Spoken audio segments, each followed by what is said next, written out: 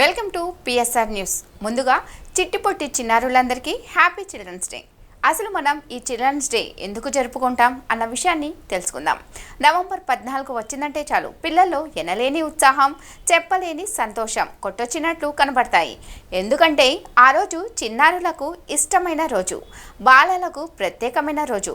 చిన్నపిల్లలు అంటే అమితమైన ప్రేమ చూపించే చాచా నెహ్రూ పుట్టినరోజు. భారతదేశంలో బాలల దినోత్సవం జరుపుకునే పండుగ రోజు. ప్రపంచంలో చాలా దేశాలు నవంబర్ 20వ తేదీన బాలల దినోత్సవం జరుపుకుంటారు.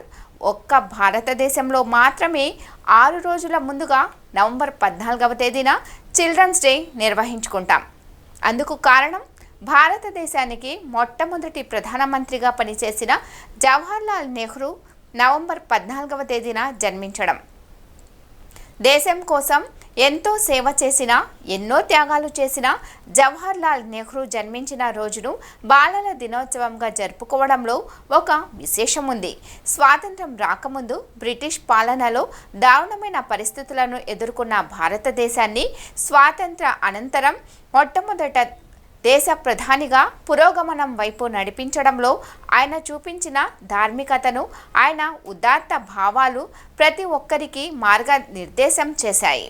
పండిట్ నెహ్రూ పిల్లల పట్ల ఆయనకు ఉన్న అమితమైన ఇష్టం కారణంగా దేశానికి ప్రధానిగా ఉన్నప్పటికీ ఎక్కడికి వెళ్ళినా పిల్లలను ఆప్యాయంగా పలకరించేవారు, వారిని దగ్గరకు తీసుకునేవారు. దీంతో పిల్లలంతా ఆయనను చాచా నెహ్రూ అని పిలిచేవారు. ఆయనకు గులాబీ పువ్వులంటే ఎనలేని మక్కువ. దీంతో ఆయనకు గులాబీ పువ్వులను ఇచ్చి మరీ పిల్లలు ఆయన చుట్టూ చేరేవారు.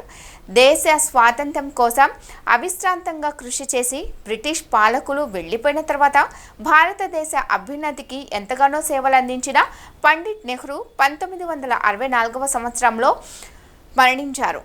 ఆయన మరణించిన తర్వాత ఆయనకు గౌరవంగా నెహ్రూ పుట్టినరోజును బాలల దినోత్సవంగా జరుపుకోవాలని భారత ప్రభుత్వం నిర్ణయించింది. ఇక అప్పటి నుండి నవంబర్ 14వ తేదీన చిల్డ్రన్స్ డేను జరుపుకుంటున్నాం.